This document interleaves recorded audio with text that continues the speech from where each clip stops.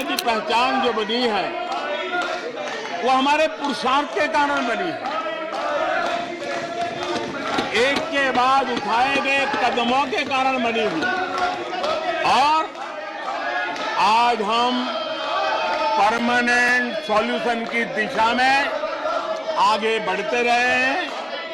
हम एक एक विषय को छू करके भागने वाले लोग नहीं, लेकिन देश की मूलभूत आवश्यकताओं को परमानेंट सॉल्यूशन पर बल देते हुए हम आगे बढ़ रहे हैं।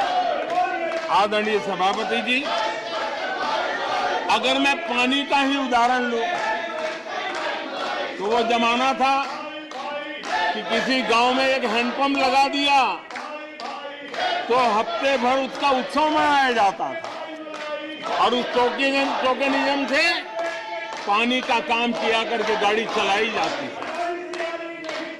कल यहां गुजरात का जिक्र कर रहे थे, आप हैरान होंगे,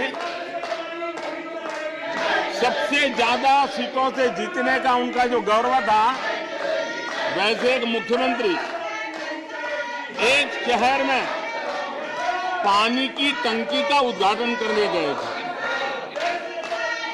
और वो फ्रंट पेज पर हेडलाइन न्यूज था। यानी समस्याओं का टोकनिज्म क्या होता है, कैसे टाला जाता है, ये कल्चर देश ने देखा है कि 60 साल कांग्रेस के परिवार ने, हो सकता है उनका इरादा मजबूत नींव बनाने का हो, मैं उस पर कोई टिप्पणी करना नहीं चाहता, लेकिन 2014 के बाद आकर के मैंने देखा कि उन्होंने गड्ढे ही गड्ढे कर दिए थे। उनका इरादा नींव का होगा, लेकिन उन्होंने गड्ढे ही गड्ढे कर दिए थे। और आदरणीय सभापति जी, जब वो गड्ढे खोद रहे थे, 6 दशक बर्बाद कर दिए थे, उस समय दुनिया के छोटे छोटे देश भी सफलता के शिखरों को छू रहे थे, आगे बढ़ रहे थे।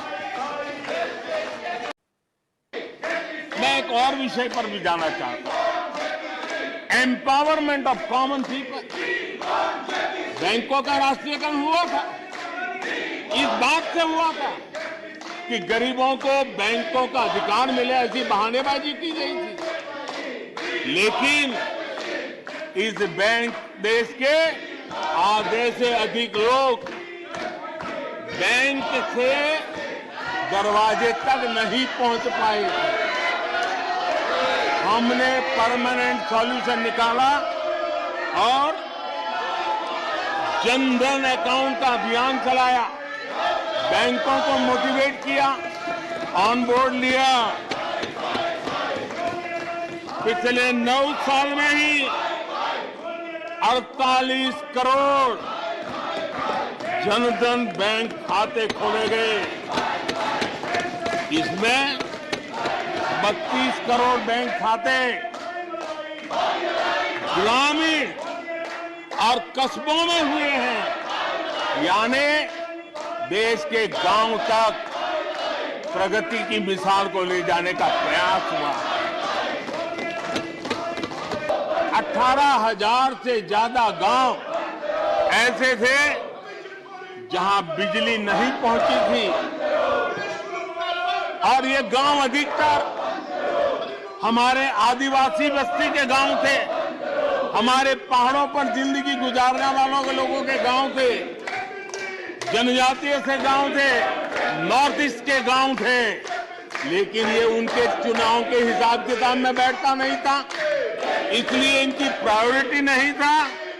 हम जानते थे ये कठिन काम इन्होंने छोड़ दिए हैं। हमने कहा हम तो मक्खन पे लकीर करने वाले नहीं, पत्थर पे लकीर करने वाले लोग हैं।